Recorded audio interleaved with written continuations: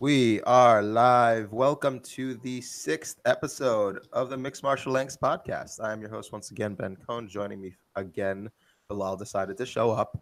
He decided Finally. correctly that his family is not as important as us. We have Alejandro as usual. I feel like this is like it's a little lukewarm welcome back for Bilal, just because of how dickish what he did was. But we're willing to give him another chance. We're willing to. First, he napped on us, and then he just left us for his family. Strike two. I stayed awake with this one. It was really hard not to nap. You know what? You had to, because you were on strike too. So, sir, we're gonna need to see some effort from you.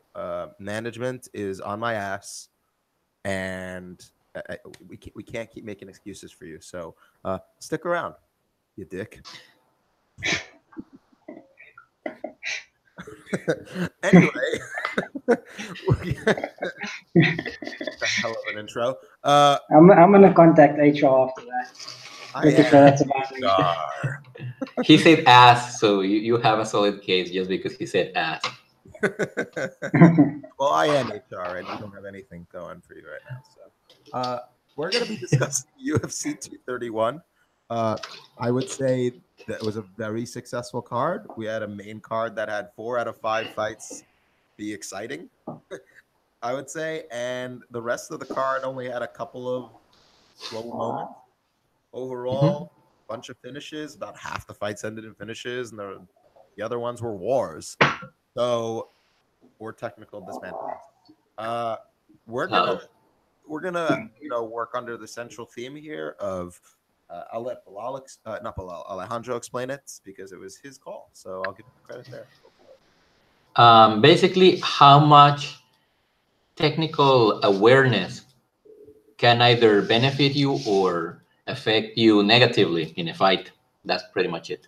Exactly. And we're going to lead in with the main event of the evening where Max Holloway defended his title. I think it's technically his 3rd title defense since he won the interim against Anthony Pettis. I'm not even sure because he feels like he's been around for much longer. Well, yeah. But you were right. It's like the 3rd one. Right. So I'm not sure how they count it as a 3rd title defense or not, but he did defend his title for the 3rd time. Bilal? Either way, it's more than one, yeah. Yes, it's definitely more than one.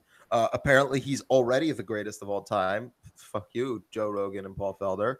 I love Felder. I'm cool with you, I guess, Joe Rogan, but no. It's Jose Aldo. When Max defends one or two more times, at least 2 more times, I would say, then you can make the argument. But right now, no. We're going to lead with Max Holloway defeating Brian Ortega. This was by TKO in the 4th round from a doctor stoppage. Thank you, doctor. Yes. Doing what Yves Levine and Brian's corner couldn't do, which is the goddamn fight. His corner wanted to keep going. Yeah, unsurprising at Gracie's. I also wanted to, before I'll take it away with Max Holloway, I need to do a special shout out to Yves Levine being consistently the worst referee at this point. Right up there with Mario Yamasaki and who's the Herb Dean at this point as well. I think he's even worse than Herb because at least Herb is like super inconsistent. He may leave someone to his fate or act preemptively. Correct, and I'd rather. Yeah, he's like two-face compared to Mr. Freeze or something. Yeah, and Yves is just bad. Like he's just consistently bad. He's consistently wrong, is what I would say. And I'm afraid when he shows up. I am afraid. Yeah, like Yamasaki, like okay, so you're going out on your shield. You're not going whether you want to or not. You're interested in me. But I just wanted to make sure that everyone knows bad Yves, bad. Yeah. Bilal, Max Holloway, he's your baby. Take it away. Oh, thanks, my baby. Your baby boy. Yep. I wanted to talk especially about how Max's technical approach really seems to be the best approach for a swarmer in MMA right now. Because in MMA, we don't I think Alejandro mentioned this offline a while back. You don't see that many actual swarmers in MMA, since most of the time people who swarm will be pressure fighters who need to back you up to the fence before they start swarming. But Max, he does everything while still keeping up the volume. So you'll fight on the outside, then jump into the pocket and swarm. You'll try to cut angles and swarm. You'll pressure and swarm. You'll pivot out the way and swarm. You'll counter and everything is just just funnels to him throwing more volume, especially as the fight goes on. And like the next best fighter, I think at that might be TJ Dillashaw. However, he's a lot more concerned with picking his spots and swarming when he sees an opening, like if the guy's hurt. While Max, I mean, you saw in this fight here, he didn't need to see that Ortega was hurt. He just pushed forward, and Ortega would make one technical, not even technical, he'd leave one opening, and Max would pour in the volume through there. Just a quick note. Yeah. You're talking about active fighters, so we can't mention Kane, right? Oh, wait, Kane's a fighter. All right, go on. I just wanted to make that joke. Yeah. And so, like, most of his style is predicated to that. And it's not like he's some weaving pocket boxer like Lawler. He fights extremely long, and surprisingly, his reach isn't that long for his height.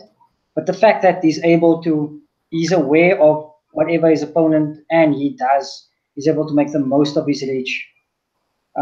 Conversely, though, when Ortega had some flashy, well, a lot of his game had some flashy moves, and he slowly added more fundamentals to it.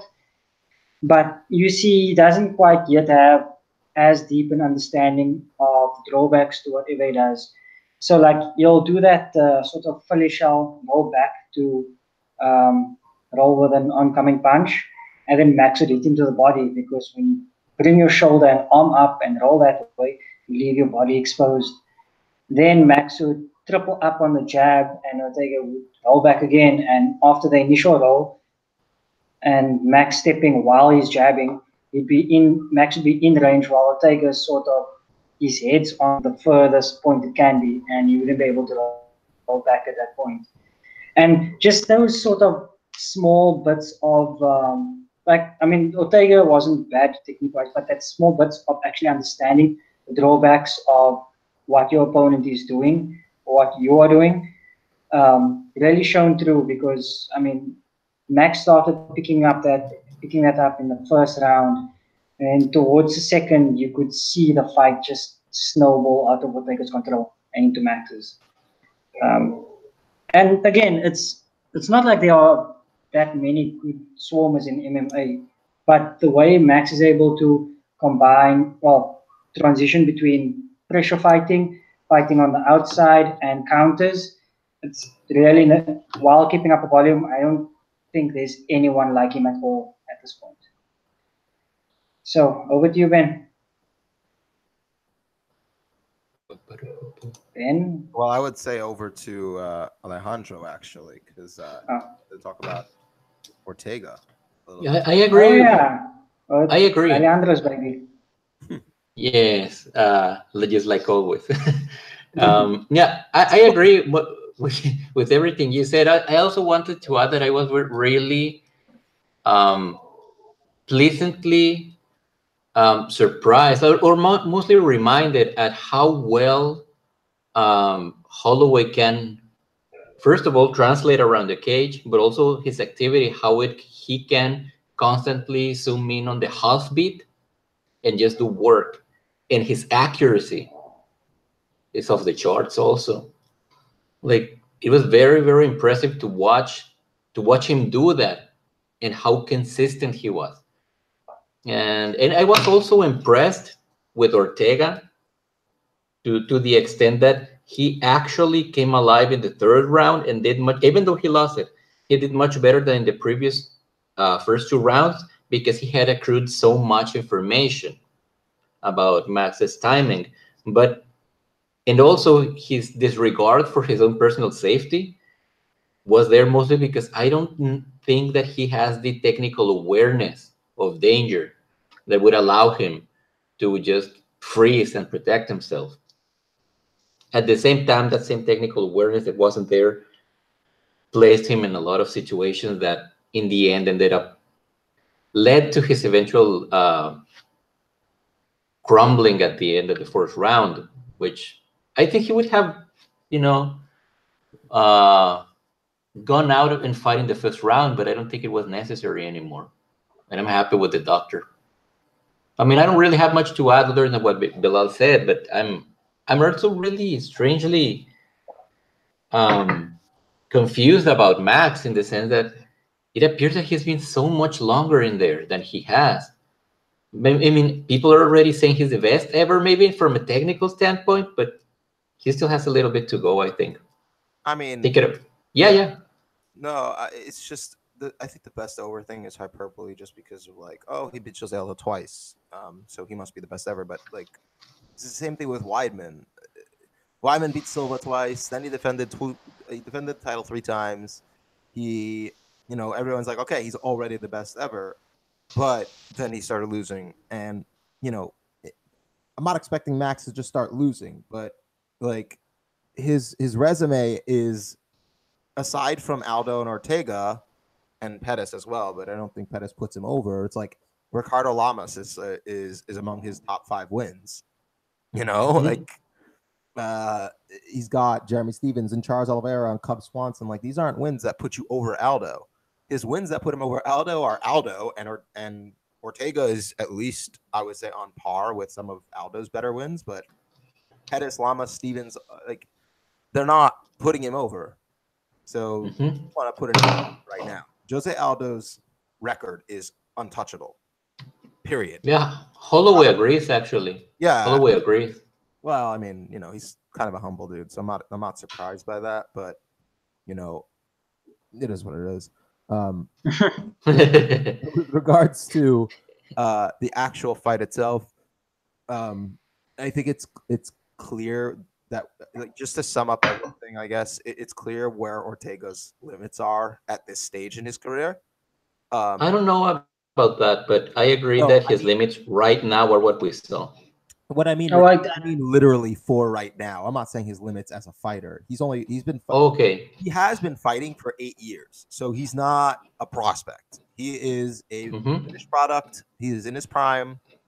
I don't think we'll see too much change in him at this point, and his entire style is kind of based on the way he fights at this moment. Just on that, I don't think the ceiling on his style itself is that high, unless he all of a sudden becomes like a monstrously technical striker. Right. Because go ahead. So he sort of seems to follow the whole Diaz brothers or Verdum philosophy, where he'll strike with you until you start clinching up or shooting for a takedown, at which he'll get to work his jiu-jitsu, right? Because his takedown defense his takedown accuracy is sitting at 14%, so he's not exactly a Division 1 wrestler. But at the same time, like, what if the guy you're fighting is a better striker than you? He doesn't have, he doesn't have any long range shot takedowns. He's not a particularly deep wrestler in the clinch, so you clinch up, there are opportunities to escape. Well, unless, of course, you drop your head low and he's able to grab guillotine.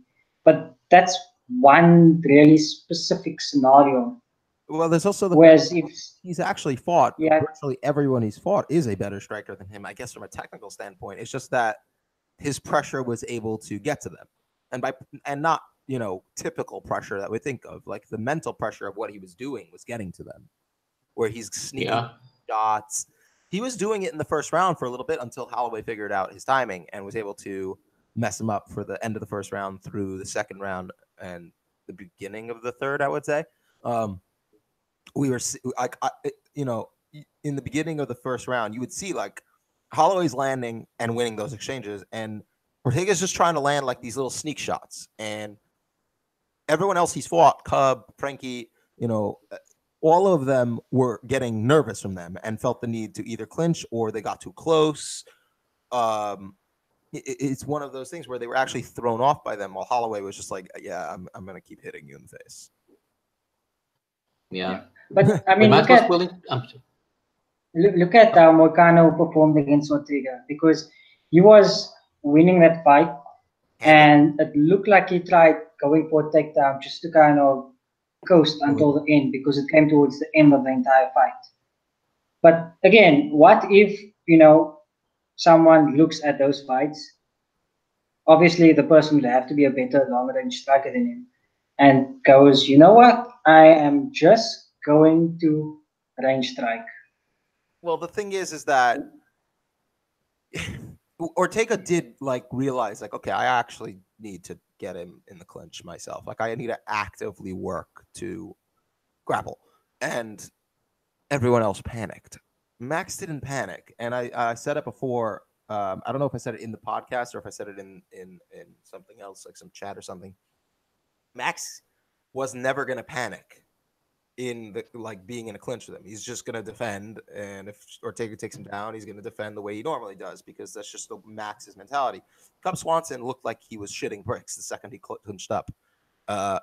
Virtually everyone who's fought him looks like they were shitting bricks, and Moicano didn't, but he also didn't respect it. He was like, I'm a black belt, I can shoot on him and I will not get submitted. But no, Ortega will sub you. It doesn't matter if you're a black belt or not. I think that's important too. There was Max respected Ortega's game without being afraid of it. And so far, everyone Ortega's faced seems to have had either too much respect and or fear, or flat out didn't respect. Yeah, but go ahead. Go on. I was thinking of Thiago Tavares and Moicano as examples of people who didn't respect it at all, and then you had people like Cub Swanson and Clay Guida who actually refused to engage. Period. Yeah, but I mean, what? Because there's no connective tissue to the two parts of his game. It's for sure. Yeah, so what is the ceiling on that day? Because we've seen Vadum when people go, you know what, I'm just gonna strike with him, and that played out against. Okay, first of all, with Kane there, it played out in Vadum's favor. Just want to point that out. But Stipe just got on his bike and started countering him, and Overeem also just kept it a long distance kickboxing fight and won. Well, then you have the Diaz's also people have kept it at long range with him and just won, because he doesn't have any he doesn't have any good connective tissue to actually force his ground game, unless you give him really specific openings. Well, and I don't think that works in the long run. I agree with you overall. I think his style doesn't work as well as, say, someone like Yoel Romero is, also because he's also not the level of athlete. But even without that, I'm looking at the rankings right now. He got Jose Aldo just below him, Frankie Edgar, and we saw how that went. I think he beats Aldo just by virtue of potentially his gas tank, which sucks. Do you think he beats who? I think he might beat Aldo just by surviving until the fourth round, and then Aldo's gassed. Yeah, but how good is Ortega's gas tank though? Aldo cannot put that volume on him. Yeah, but I mean, but he can put hands on him. In the third round, he can put hands on him. He can put hands on him, but he'll be gassed by round 3. Yeah, but I mean, in the Max fight, Ortega was gassed by round 3 also, and Max put on the same volume. Ortega did his best work in the last 2 minutes of round 3. But he was gassed. He gassed out after that, and after eating 120 punches, kicks, and everything like that, Aldo's not going to be able to put that volume on him. No, I know, but bear with me. The thing with Ortega is that he gets to that point and he does his best work, but he's already running on fumes by then, because he's spending so much energy just trying to hang in there. So what we saw there was the last sigh, so to speak, of somebody. After that, he wasn't really a threat anymore. But so he Aldo can stay in that point. Aldo. No, I know, but But Aldo hits much harder than Holloway, so he may just cash in. We've seen Ortega eat shots from equally heavy-handed fighters like Aldo, I would say. Yeah, but after this beating he took, Right. maybe So that was something I was he concerned won't. about. Right. That was something I was tweeting about last night, actually. Yeah. You liked it on Twitter, so that means a lot. I'm looking at the rankings, though. There's a possibility he beats Aldo. There's a possibility he loses. He already beat Edgar. Moicano is number 4. I'd love to see a rematch. I think Moicano would win it. But after that, it's Mendez, who I think is exactly the type of fighter to not beat Ortega unless he could just, clock him and floor him like any Mendez opponent. Jeremy Stevens is exactly the type of guy to end up in the clinch with Ortega, I feel like. Cub Swanson, we already saw. Mirsad Bektic, I don't think is technical enough to avoid, clinching up. Josh Emmett is nowhere near active enough. I think he would lose. No, he's recovering from a concussion. Oh, okay. Well, feel better, Josh. That sucks. Volkanovski will destroy Ortega. Of course he will. Yeah. No, I'm serious. He will beat everyone. He's ranked number 10. He will be ranked number 1 by the end of the year. Okay. And I don't mean by the end of 2019. By the end of 2018. I know he doesn't have a fight scheduled, but he will be number 1. No, he has a fight scheduled. Mendes. Yeah, he's fighting Mendes. It's before. I'm saying it's before the end of the year. Yeah. Is it? Is this the last card of the year? When is Watika's card? Which one? Watika versus I'm confused. He's fighting on UFC. Blah, blah, blah, blah. UFC 232. Oh my God, you're right. Yes, he's on the next fight card. And he's on the main card. They put him on the main card. He's the main card opener with Mendez. Yeah, never doubt me. When do I ever? I literally just doubted you. By the way, I want to make this call right now, right here, right now. Alexander Volkanovski will beat Chad Mendes, so all of you can fuck yourself. Also, Ricardo wants 11, and he would lose to Ortega. So Ortega maybe lose to what? Consistently, Aldo, Moicano, and I'm gonna pick Volkanovski, but again, his style works. Yeah. And I feel like assuming his chin is not completely destroyed at this point, I don't see why he wouldn't hang around the top 3. Yeah, in my opinion, he needs to take a long layoff, especially after the beating he took, and he needs to shore up his striking fundamentals and his wrestling. He trains at Gracie's. I know. But I mean, I would love. not to be shitty, right? But I think it would do him well to test other camps. I mean, he lives in California, right? Right. I'm saying, your answer to everything is go to AKA. I think Ortega needs to go to AKA to shore up his wrestling. Either AKA or I disagree with that. I disagree with the AKA. I normally use AKA as a cop out, but just to build off of what Ortega has already, I don't think there'll be much of a good fit. I think maybe a place like wrestlers there. Either there or Kings. Kings teaches pressure fighting, and Ortega's not. He doesn't really. No, no. Yes, but bear with me. When he was doing his best work, he was being a pressure fighter because he had no choice. True. If you actually gave him a technical, and he has exactly what Kings loves, an excellent grappling game to start with. Yes. So if you actually give him a proper framework, because I think he's working out of just being a smart person. And, if you see, he was actually adjusting to Max, but it was too much and he couldn't keep up. But if you actually give him a proper technical framework to work out of, I think he would do very well. Would you agree that he's got one of the most natural looking feels for fighting in the sport right now? What? Yep. That's the only thing that really made him shoot up there, because he just has a natural feel for everything. Yeah. All right. I think we can move on to the topic at this point. Wait. One more I thing just want to mention. I'm sorry. Yeah, just one more thing I wanted to mention.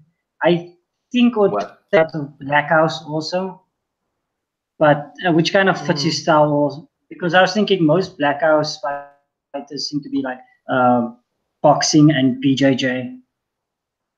Are they an actual gym though?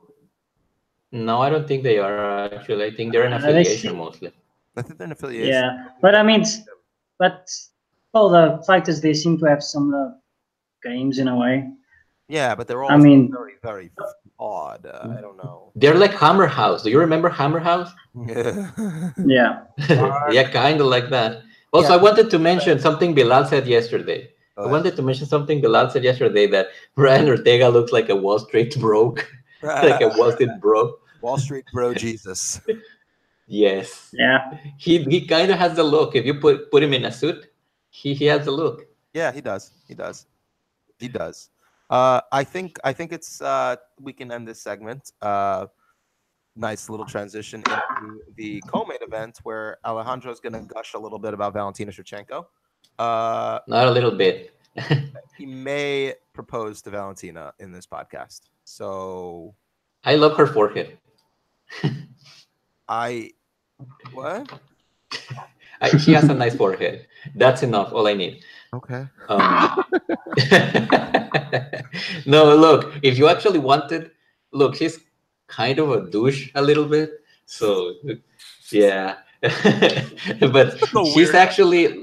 You're really doing. No, I know, but I'm gonna cut a promo for Valentina. Before you go on, you basically just said you're gonna gush about Valentina. You lead with "I like her forehead," and then go, "You're kind of a douche." You basically just gave her an odd, off-the-wall compliment and then called her a douche.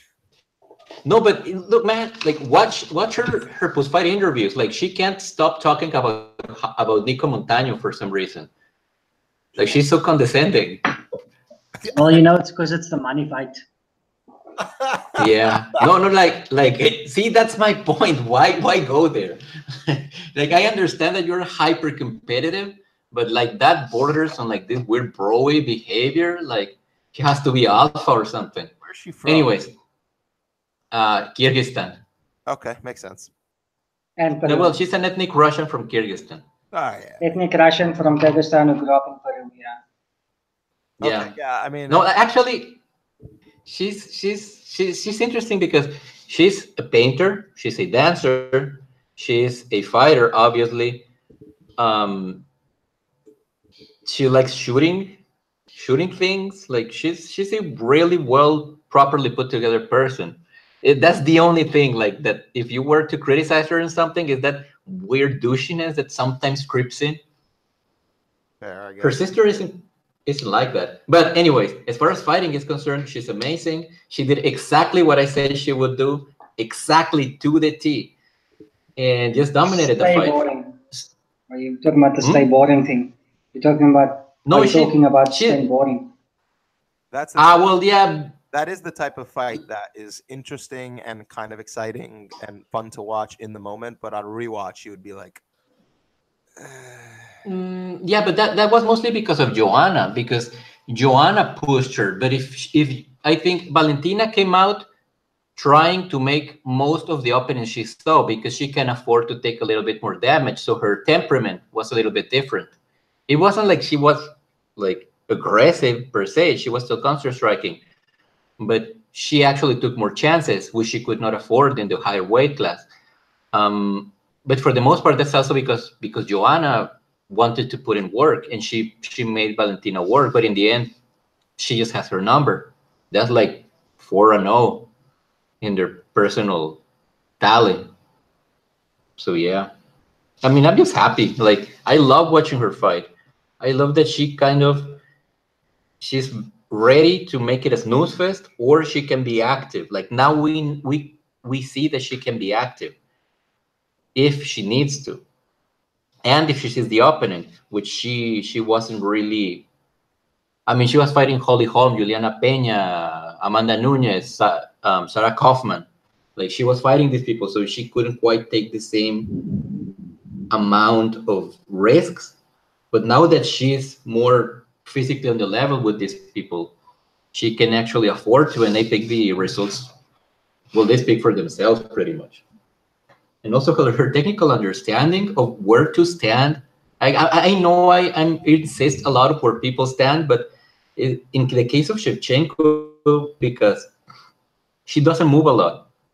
She plants her feet, she doesn't move her head, and she banks on these insane reflexes that she has that allow her to string together combinations or just flourishes, like those pinning kicks she threw that she caught Joanna like 3 times or something. Like that's some technical mastery shit that we just don't see in MMA, even in men's MMA. You don't see this kind of technical mastery when it comes to counter striking. She's kind of in a league of her own, you know? Yeah. Yeah. So, yeah. I mean, we still have a disagreement on the Antonina thing, but No, I disagree with you. Antonina, I think was, and she said so, right? She said so post-fight. Like, she's her main training partner. I think she's fundamental to her development, not just for this fight, but for all the fights. I think it is. I'm not saying she's not important to Valentina's training camp. I'm saying your assumption that they weren't able to find anybody to replicate Valentina when they've already fought her twice, with Amanda Nunes.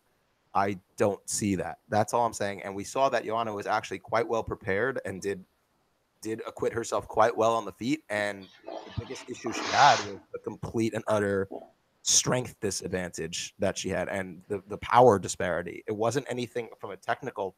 Obviously, there were technical issues as well, just like both of them. And Joanna was able to land some good shots, but she just didn't have the stopping power. And that doesn't.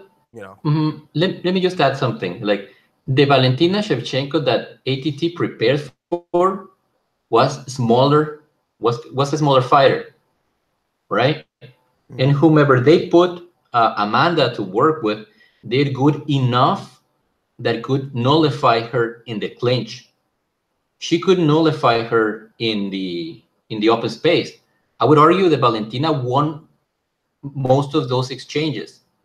So no, they did not have somebody that could emulate Valentina Shevchenko properly. And it showed when they actually coached Joanna. Like, if you have Joanna to work with in order to Valentina Shevchenko, the way it's going to show whether you have the technical acumen to deal with this problem or not is if you beat her. And they didn't have someone. It just clearly they didn't, because the distance was never there for Joanna. Joanna had success because she's Joanna, because she has a lot of experience and she has so much built reflexes. Like, she's a very road striker.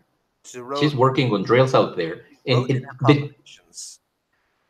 what? Not in her actual footwork or timing or anything like that.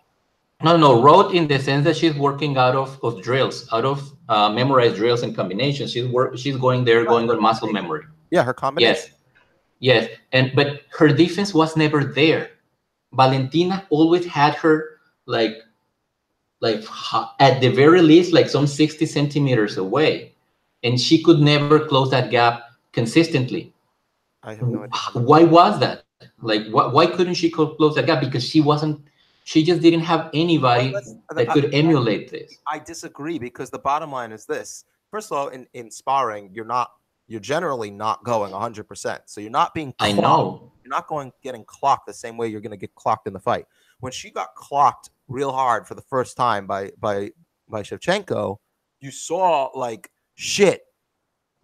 Like, Joanna kind of backed off because yes, fair. That's fair. It's hard to close the distance when every time you're closing the distance, your shots are having far less effect on Valentina than they are on you.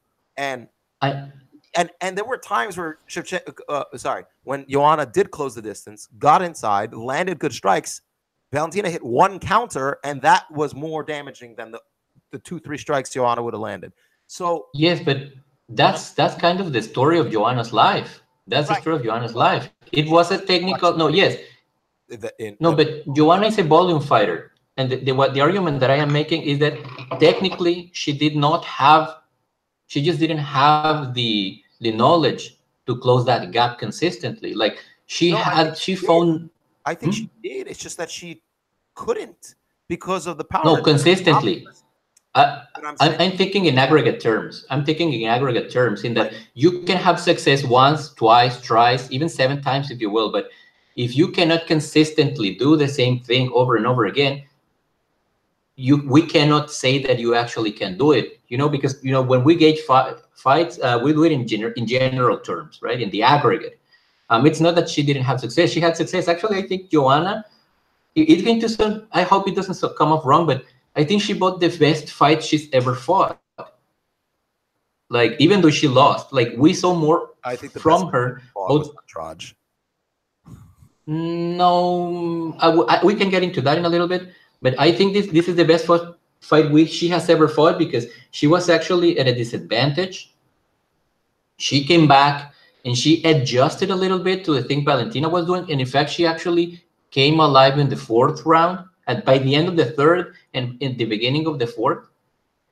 And I just think that, yeah, I mean, she didn't win the fight, but I think she presented herself very well, right? The best of Joanna, we got to see that. Yeah, I just want to jump in here because I agree with what you're saying now, but I agree that what Ben said earlier, that what it came down to wasn't necessarily technique, but more just the physicality.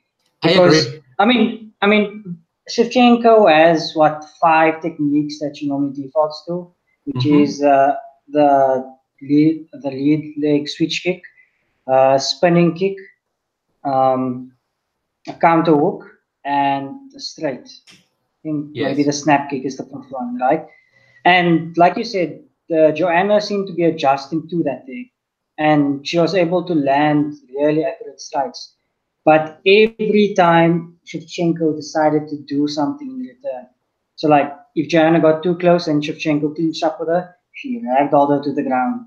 If Joanna tried backing up a little too slowly and Shevchenko decided to spin, she kicked Joanna like halfway across the whole octagon. Yeah. From that one spin kick. It's like at a certain point, Joanna was making the technical reads in the fight, but it just wasn't enough to overcome the physical disparity between them. Well, yes, but they knew what they were dealing with. I mean, that they was knew, there. But I'm saying that it's not so much a technical shortcoming than, I mean, obviously in terms of style, Shevchenko did have some advantages because she really has good timing on her counter hooks as well as a spin kick. But I mean, if Shevchenko could ragdoll Joanna like that and like kick her halfway across the octagon every time she landed, Joanna couldn't offer much in return. And that's a lot more physicality based than straight up technique. Yes, I agree, but that comes with the package. That was considered, like, they fought this style before, but again, like fucking Valentina Shevchenko. I mean, when you fight Valentina Shevchenko, for the most part, you have an idea of who you're fighting. As you said, you pretty much counted what Valentina does, like this strike, this strike, this strike, this strike. She doesn't swarm a lot. She stays put. She doesn't move her head, and she's banking everything on her reflex. So you know what you're getting into. Like, they knew what they were getting into. They knew what they had to work with. Unfortunately for them, they couldn't quite crystallize it. I mean, but I think I said somewhere that if this fight was 10 rounds, like, Joanna probably wins the fight, right? But it's not 10 rounds, it's 5. And, Valentina is great for enough period, for enough time that she can allow to get away with lots of things, because by the time she's coming loose, like, she's like control, but then eventually she comes loose, the fight is ending. Like, so there was only so much Joanna could do under those circumstances. Yeah, but I mean, the original assumption you said was that this came down to technique, right? But again, I don't think it's mostly technique that separated them. Because Shevchenko is sharper with certain techniques than Joanna. But again, physicality played a big part of it. And it's nothing. That's not to say. It's not to say there's anything wrong with relying on that. It's just that it is mentioning that that was a major factor. Agreed. All right then, with an agreement, shockingly. No, fuck everyone. No, I'm kidding. There we go. Come on, let's do this. Throw down. You and Bilal versus me. Oh, what are you implying there? That I will beat shit out of both. You probably will. Oh, Yeah, but don't sell your short. Just try to outcard your Ben. Like we just run circles around him. Like well, if it's both of us, his he can't first- win. Look, if it's both of us, he can't win because he needs to grapple someone. And the moment he grabs someone, the other one just hits him in the head, a kick or something. You know I've done. I was thinking the whole video game strategy where we just run behind him, hit him in the back of the head, then run behind him when he turns again until he's tired. You guys know I've done striking, right? Yeah, it's not enough. Not But have against you two seen people. that? Not against two people. Have you dealt with Mexican angles, Ben? All right, fine. We'll you know, we can always settle this when you guys come visit me. Anyway, let's move on to my boy. Oh yeah, Yes. Thiago Santos versus Jimmy Manuwa. Take it Oh my away, God. Ben. I am so excited to discuss this fight. Everything about that was violence incarnate. Thiago Santos is, I love him. Okay, I like. Okay, so like at middleweight, you know, he was kind of like just a dumb action fighter, right? But now he's a dumb action fighter at light heavyweight, and that makes him a top 5 fighter. light heavyweight is getting good. Like, what's happening? Well, all the middleweights. Middleweights are moving up. Yeah, like that's it. Middleweights are moving up. Like Thiago Santos. Okay, I want to point this out. Anthony Smith is ranked number 3. Okay, Thiago Santos beat Anthony Smith at Anthony Smith's own game, which is, you know, insane. So we have now Anthony Smith ranked number 3. Thiago Santos just took out the number 7 ranked Jimmy Manuwa. So he's about to be ranked. And it's going to be a fucking bananas because look at this fucking light heavyweight division. You have Jones at number 1, Alexander Gustafsson at number 2, Anthony Smith number 3, Jan Blachowicz at number 4, Blachowicz. Ilir Latifi at number 5, Volkan Oezdemir number 6, Dominic Reyes number 7, Manuwa is number 7 also. So whatever. Corey Anderson number 9 and Ovin Simpu number 10. 11 through 15, forget about it because like this is the 11 and 12 are Teixeira and Hua. And who won a fight? oh my God, how quick do they get knocked out by Thiago? Now, okay, so we have Thiago Santos throwing a jumping like 780 spin jump kick at Jimmy Manuwa, not because he thinks it'll land, but because he's just like, why the fuck not? Shit's cool, yo. Shit's cool. That's why. It was unreal. He threw a head kick that completely missed and is like, I'm going to throw another head kick. Immediately afterwards, he's throwing caution to the winds. He's a lunatic. The dude, and it's not like Santos has like an unbreakable chin. He's been knocked out, you know, 3 times in his career already. Most recently by David Branch. So, like, it's not like, but he still is like, I am going to literally not give a shit and just continue to try and beat the shit out of you because why not? Like, no, but if I may say something, like, it's not like he's unaware. Like okay, I'm going to say something controversial. I think this guy is so intelligent and he sees everything coming. Oh, I was going to get to that. But he just makes the wildest choices. Like the best way that I could describe Thiago Santos to somebody that hasn't seen Thiago Santos fight is that imagine a carousel, douse it on gasoline, throw a match, and then play like an ice cream truck song in the background. and that is Thiago Santos. Like, it's just something you have to see. Like, imagine beautiful violence. Yes, imagine every technical opening you can see. Imagine that you can visualize that opening, and then you make the wildest choices in order to capitalize on them. Oh, wow. I see okay, so there's an opening for a straight right. I'm going to throw a rear uppercut. Yes. Lead rear uppercut. And I'm not going to throw like a tight one. I'm going to reach. he I don't know how, like, he has an eye for openings. Like, yes, he sees a lot of what is happening. It's just his choices, the choices that he makes to capitalize. I was going to say now, I think he sees the openings, but he just sees the openings. He doesn't see the openings for what. So it's like, here's an opening here. Let me throw a jumping switch kick. Another opening. Let me load up from the ground and throw an uppercut. Yeah. Another opening. Well, time for a tornado kick. He is incredible at placing his shots. Like, in a wild exchange, the finishing uppercut and left hook, right? He was winging hooks, saw Jimmy drop down and duck down under them, and placed a perfect uppercut and left hook afterwards. Like, he has a knack for landing these insane shots that you're like, these look wild as shit, and he keeps landing them. And he loads so much in every punch he throws. Like, you can't, like, he's like invoking the spirits of his ancestors with every fucking punch he throws. It looks cartoony. Yep. I would say what makes Thiago Santos so successful are his eyes. He is incredibly good at following his opponents and where they are and where they're going to be. And that's why he has so much success. Because, like, even when he was, like, of course, way overthrowing and throwing himself off balance and, like, missing wildly, he never took his eyes off of Manoa.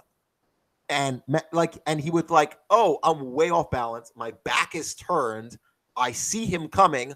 I'm going to throw a spinning back fist to try and back him off. And he was like, he didn't land them really, but, like, it worked as, like, a deterrent somewhat. And even, like, credit to him also moving up seems to have improved his chin. It appears so. Especially because is not a pillow-fisted fighter. Nope. And he ate clean punches and elbows from him, and he just kept right on Thiago Santosing. Yeah, like his philosophy is almost like you can't have bad defense if you don't have any defense. Oh my God, that is true, Milan. That is true. Also, he's one of the few people that I have ever seen in MMA whose just personhood is defined by his tattoos. Like, if you see his tattoo, you know what this guy is about. He's amazing. He's amazing. But you don't think the Tiger and McGregor tells you a lot about him? Nah, I mean, that feels like marketing. Like, there's no meaning to any of that stuff. But with Thiago Santos, like, there's substance there. Like, you know that motherfucker put a hammer on his chest for a reason. And then you watch him fight and you say, oh, well, everything makes sense. Oh, my God. He's so awesome. Like, how can... see, that's kind of what bothers me about the UFC, in that if these guys put marketing behind Thiago Santos, like, what wouldn't they get out of it? Like, just imagine you have this crazy brawling machine that is very intelligent at just looking at these openings and then just choosing the most brawling-minded. One thing that they need. Yes. He doesn't speak English. Yeah. Who gives a shit? Just give him, like, a monthly, like, have him, like, record a monthly video where he's, like, you put, like, he just says something, like, he's talking about family or whatever, and then you put, like, crazy subtitles under it, right? No, you don't need to. Just on the UFC's Twitter, just like every few days, upload a clip of him doing some crazy spinning shit. Yeah, and you just upload, like, clips of his violence, and then you interview him, and he says, like, something perfectly nice and normal because he seems like a really sweet guy. Like, do you think he nicknamed his penis the Hammer as well? I don't know, Ben, but why are you thinking about this? Because I have this weird thought that he might have tattooed his penis with a hammer. I don't want to think about it, honestly. Yeah. And with that, let's move along from my beautiful violence man, Thiago. I love you. We're gonna do some quick, hits. I think Gunnar Nelson returned successfully. I think that was a pretty typical Gunnar Nelson fight.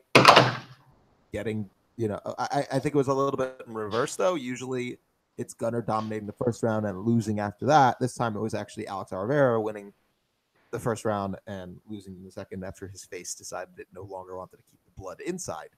That's because they are both the same fighter. Yeah. Well, Like, yeah. it's like who's a better version of the same fighter? Well, that's what this fight was. Yeah, I don't agree with that just because of the volume differential, but personality-wise, yeah.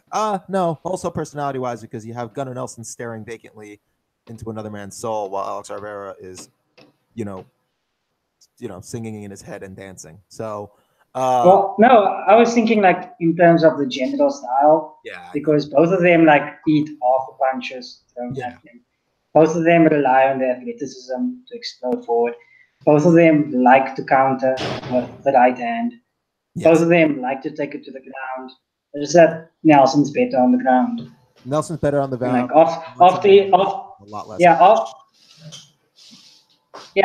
after Nelson felt that Oliveira could hit as hard as him, like he just decided, you know what? I'm going to take this to the floor, and that was it.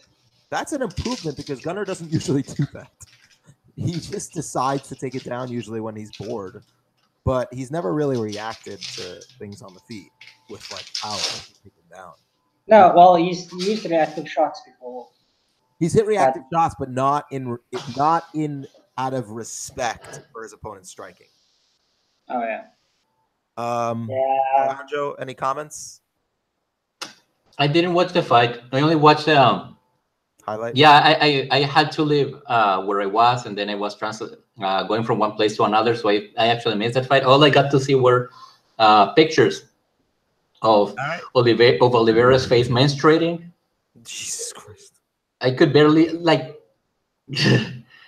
It looked like that scene in The Shining where just like the more blood just starts flowing. Yes, like respect to that man. So respect to that man. With respect to face menstruation, we're gonna move on. Because the next fight we want to discuss is this has nothing to do with what Alejandro just said. I want to clear that up. It's just the next fight on the card: Nina Ansaroff versus Claudia Gadelha. It made me sad. It makes us all sad just because we know how good Claudia was. It seems like that since the Andrade fight, she's just not.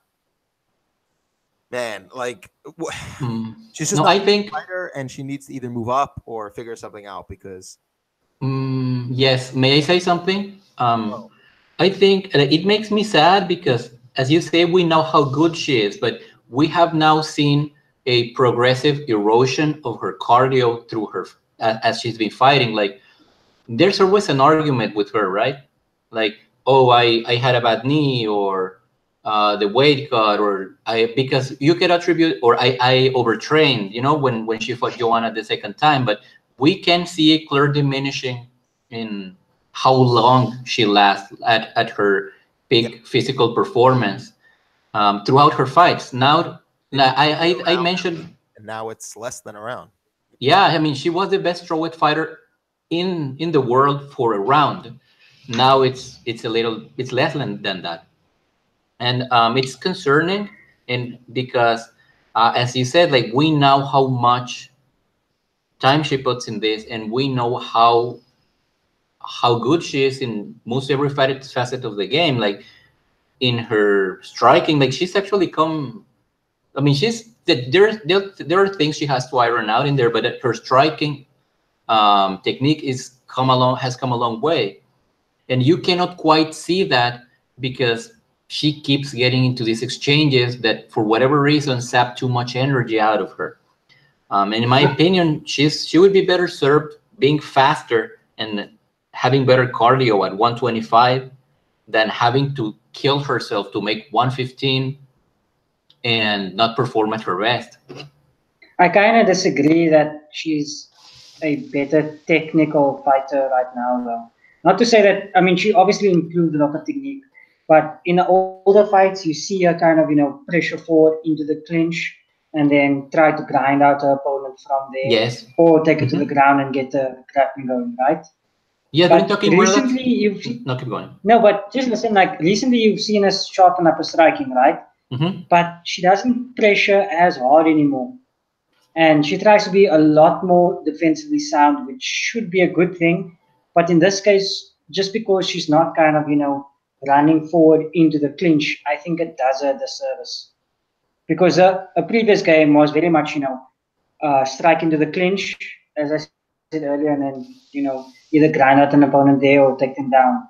And right now she's trying to, box on the outside a little, be more technical, but she's not getting into the clinch as much as she was before. And that's hurting her. I agree and disagree with that. I agree because in the sense that what she has to do is get to the clinch. What I disagree is that when you watch her at her best, like when her's performing at her maximum quality, so to speak, you can see that she slips punches well, she strings together combinations well, her positioning awareness, like it's actually very good. Like she has layers to her stand-up that a lot of other fighters do not have. Like it's not purely in relation to where her opponent is trying to punch, right? Like she actually has proper trunk motions. She has good head movement. She knows how to slip. She knows how to throw a feint every once in a while. Like the pieces are there. The problem is when she has to put them to work in a actual fight context, and just over time she just dissipates. She dissipates over time, and it's happening faster and faster and faster, to the point that she won't be competitive in the top 10 much longer, I think. Because I just think it's a matter of age. I think that she has aged out of the division, like kind of what was happening to RDA. Like it's a steep cut for her.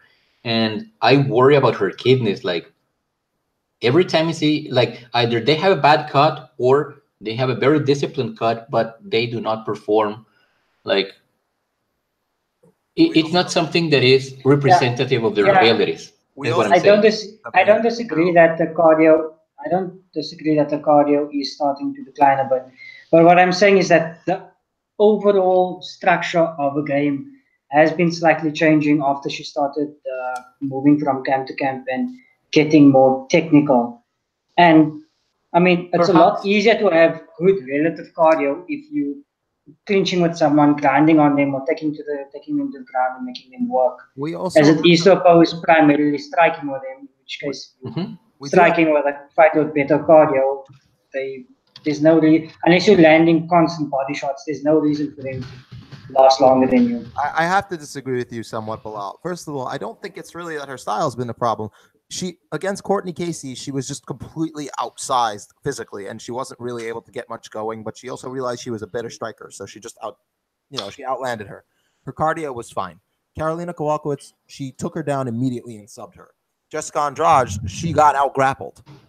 But she won the first round in striking. Because of her striking. Carla Esparza, that's where we started to see the degeneration of her. She's now at 20 fights in her career. She's 10 years into her career. She's 30 years old. Her cardio is shit. Like, there's nothing you can do about it at this point. Like, she went 2.5 hard rounds in the rematch with Joanna. She went 3 rounds with Courtney Casey. And then we started to see the degeneration in the last 3 fights, really. It's very possible that it's not, I don't think it's necessarily a style issue. And she tried getting Nina Ansaroff down, and she got her down, and she couldn't do anything with it. And then we just saw a change, a physical change. Like, her whole body language went from, Claudia to losing confidence right off the bat. She seems to have like a front runner mentality a little bit, it seems. I don't know that it's a front runner mentality. It's that it's like a broken down car. Like it just won't do what you ask it to. Which could be exasperated by that front runner mentality. But I'm not saying that she should have subbed Ansaroff on the ground, but just by grinding, because we've seen it with a lot of other fighters. who might be lacking on, let's say they're lacking on the feet or in cardio, and then they will just put the grind on the opponent, not necessarily doing much offensively, but just by forcing those type of exchanges where your opponent has to react and struggle to get up, then you see the opponent then take a hit to their own cardio. It's sort of like a grappling version of body shots in a sense, because you're making them work harder than yourself, and that generally serves fighters who don't necessarily have the best cardio quite well. I mean, Kevin Lee, for instance, doesn't have the best cardio, and he grind out Barboza to the point where Barboza was completely gassed. Same goes for Barboza versus MJ, Connor, or Barboza himself. I mean, Khabib versus all of them, where he doesn't. It's clear that he has a slowdown point, and those fighters normally either match his slowdown point in the other fights or go slightly longer. But he put the grind on them, and that was it. He leveled the playing field. And I feel like Gedalia, in trying to become a better striker, which he has, sort of ignored that aspect a little. Yeah. All right. Yeah. And with that, let's move on to the next fight I want to discuss: Gilbert Burns versus Olivier Mercier. Sorry to our friend who I know was sad, but Gilbert Burns beat the shit out of him. At least he Didn't you still meet has him his corner. What? What? Didn't you meet Gilbert Burns? Oh yeah, he's a super nice guy. I met him at the New York Open. I was competing and he was there to compete. He actually competed against I think he competed against Mateus, one of the black belts of Marcelo, and he did. I think he lost. If I remember correctly, I think he competed against him and lost. But yeah, it was a really good match. I think it was. I think the problem was that either I don't remember exactly what the score was, but I'm pretty sure Mateus won. And yeah, he's a super nice dude. Schmoozed with him a little bit, talked to him about fighting. Really nice guy. Not that big. Not that big. In shape, but he really isn't a big lightweight. So, props to him for murdering one of the biggest lightweights. It surprised me how the strength differential, like the difference there was really stark for me. It surprised me a lot. Yeah. Bilal, any comments on that fight, or should we move on? Well, yeah. Olivier at least still has his, Bono stash going, so doesn't lose everything. But yeah. I mean, Burns was always in singular techniques. He was always quite sharp, just that he never really put anything together. And I mean, all those years grappling obviously made him quite strong. And Olivier over Mercier on the other hand. Yeah. Sorry? No, I like that we actually are seeing Burns kind of use his grappling more. And I think it took him getting clean knocked out in his last fight to do it. Like, he's been finished before, I think. No, he's never been finished before this, before Dan Hooker finished him. And I think it might have taken that for him to really use his grappling, even though he was winning the striking exchanges too. But it was good to see. Yeah, it's nice that I hope he finally moves on from the K1 Burns stage of his career. Yeah. Because it's kind of a waste when I partly mentioned this with Ortega earlier, but it's kind of a waste when you have a great ground game, but your actual process to get someone there is kind of shitty. Yeah. So. And he showed some good takedowns there. Yeah, no, definitely. Real quick, Jessica I hope you do get your title shot. Jessica I versus Valentina would be everything I can ever ask for. Yeah, Jessica has an eye on that belt. Oh yeah. Imagine. It would be. I mean, she has a good story. Like, it would make for a touching. She certainly has a story. No, but she has a good story. Like, she came up like a very conflicted person with anger issues and all this stuff like that. With her family, and she has like a foster family, so to speak, with the people in the gym and making amends with her father and a bunch of things. Like, she has a good story, I think. Yeah. The only problem is that she fights in a really like annoying way. yes, and then like she gets a good win. Like, okay, you won, that's fine. It's not like a fun fight. It's not like something that She gets mad. audience. Yeah, it shouldn't get you that excited. Like, I know it's not like an asshole because he pulls an ally Quinta. Are you fucking booing me? yeah, kinda. I mean, I think most of the problem is that she kind of tries to fight like a power puncher, but she does a lot of arm punching where she'll kind of scoot the shoulder forward and then actually land the punch. By that point, it's not much power, so just see her trying to like load up on a shot, and when the shot lands, the technique isn't good enough to actually, have maximum power. Yeah, I mean, she's very I don't know, like she has like a workman's mentality, right? Like just go, keep repeating until the wheels fall off, and that's kind of what she does. But I kind of wanna see her succeed. Like, she's been through so much shit, and she got like clowned because of her size at 135, and she said she couldn't cut down to 125.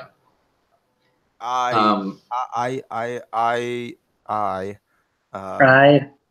see you. I want to just say that one, she was getting clowned by Misha Tate and Juliana Pena, neither of whom are huge 135ers, and she lost a split decision to Besh Kohea. So come on, like, don't give me this size crap. I'm sorry. No. I'm just telling you what she was saying. Like, she was too. A lot of the reason why people don't like her is what she was saying. Well, in general, she says many things, and a lot of those things don't come over well because, I don't know, like she has an issue with talking, I think.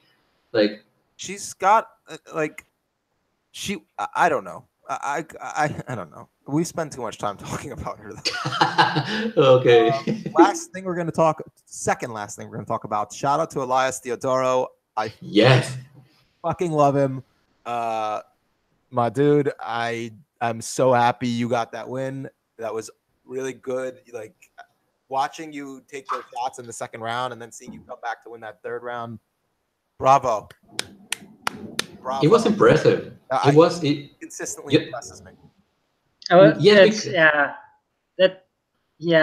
I mean, Elias is always kind of impressive because of how, I know this is gonna sound demeaning, but like how not impressive any singular thing looks, but he makes it work. I mean, he's really tough and he's so quite strong and makes it work, but like, everything looks so awkward. It does, and it doesn't seem to, like, you look at it and you're like, okay, he's in a division that's good enough that a lot of the stuff he does shouldn't work, yet he just wins. I mean, he knows how to win. Record, like, look at his record. Who has he lost to? He's lost to, I think, Brad Tavares and Thiago Santos. That's it. Like, that's it. Let's put this in perspective. The man he just fought went to war with Thiago Santos. He didn't win, but it was a short notice fight, and he went to war with him. And he hung in there. Eric Anders. Yeah. He hung in there. Elias hung in there, took his shots, and he just did everything he could to win within the confines of the rules. And that's impressive. Like, that's fucking impressive. The one thing I don't get about this game, though, is that he trains a TriStar, right? Yeah, why can't he jab? Yeah, why can't he jab? Well, every time he throws a punch, it looks so awkward. And, like, he'll throw good-looking kicks out that are fast and snappy. But, like for him to set TriStar, those kicks power, because I feel like that would maybe, like, give him a little bit more space to do what he wants to do. Yeah, but that's because he doesn't have a jab or like a really clean punching technique. Which so he'll try to set up kicks with other kicks, sort of like the Jackson Wink, well, specifically Wink himself, what he did to other fighters like Travis Brown, where it's not like, okay, I'm gonna set up a jab and then I'm gonna come in with a straight, and then when you're reacting to that, I'm gonna kick over your arm. It's sort of like, okay, I'm gonna throw a tee. Now I'm gonna throw a front kick. Now I'm gonna throw a snapping kick towards your face. And it's like just constant mix up of kicks, which kind of gasses him. No, he doesn't gas him. He's still down. He has the Dominic Cruz style of gassing where he looks tired, but he keeps his pace up. Like he threw 14 strikes a minute.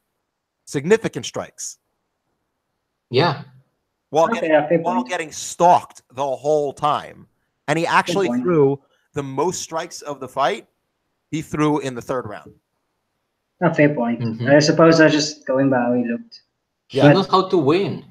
He just knows how to win. Exactly. Yeah. What always that kind of matches the whole TriStar thing because quite a few of the fighters seem to know that. But again, like, what the hell is his jab? Like, maybe he doesn't like them. Maybe, yeah. Maybe. Like all right, even the worst TriStar fighters can jab well. And it'll make his game so much better. We have to move on. The last thing we're going to discuss is Alexander Jedrzejczyk defeating Devin Clark by TKO in the first round. He's a legit contender, up and coming. I mean, the guy is 26 years old. He's undefeated in the UFC with 3-0. He's 11-1. He's young. He's only been fighting for, well, actually, he's been fighting for a while, 7 years, but he had a very inactive 2011. So just slow down a bit there. It's still light heavyweight. Yeah, but it's light heavyweight, so it doesn't really matter. He could be looking at like Tyson Pedro 2.0. Yeah, he's 6'5". He's got a 78-inch reach. He's a big, strong, young guy. I'm 8 wins by knockout. Like the guy who's a light heavyweight. But yeah, who's a light heavyweight? Let's his first 2 wins by decision though. So like he's shown a gas tank. I'm not just talking about gas tank. I'm just like saying that the division itself isn't that deep. So like I can't really get behind people until I've seen them fight a benchmark, which is normally OSP, but OSP is normally the guy in OSP's position, but OSP is so weird. Like if you beat him, what? Like it'll tell you very little compared to gatekeepers in other divisions. So yeah, at least there's hope. You're a bandwagon jumper, Bilal. Why? Because you say you cannot get behind these guys unless you actually see them do well. No, but I'm always like that. Well, it's not a good thing. Bilal is very much a show me guy. Yeah, actually, that is fair. That's okay. And there's nothing wrong with that. It's just that it's wrong. So I think with that we can end the show. I'm excited for what the UFC has coming up at UFC 232, December 29th. I get to see my one true love, Alexander Volkanovski, fight Chad Mendes and win, and then establish himself as the contender. Yeah, or not, or getting knocked out. Okay, he's not getting knocked out. Stop being stupid. Right? Just imagine he gets knocked out. How much shit game plan he's gonna get? I will throw the hissiest of hissy fits. So, I